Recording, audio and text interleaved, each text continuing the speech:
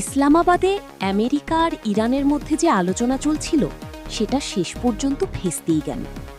এরপর president Donald ট্রাম্পের নির্দেশে সেন্টকম কি করল?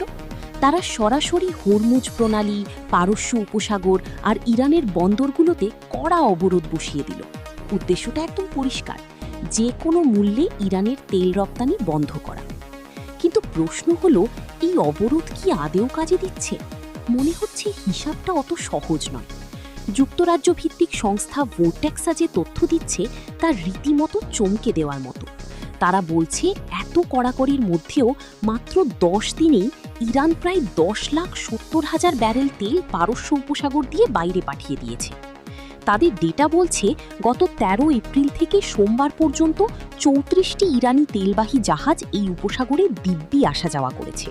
এর মধ্যে 19টি জাহাজ বন্দর ছেড়ে বেরিয়ে গেছে আর 15টি ঢুকেছে। আর সবচেয়ে অবাক করা বিষয় হলো, এর মধ্যে অন্তত 6টি জাহাজ একদম তেল বোঝাই ছিল। এখন বড় রহস্য হলো, এই তেল আসলে কিনছে কারা? আমেরিকা কিন্তু বসেনি।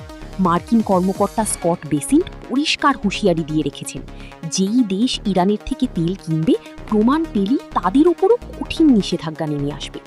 এখন দেখার বিষয়, এই লুকোচুরির খেলা শেষ পর্যন্ত কোথায় গিয়ে থামে।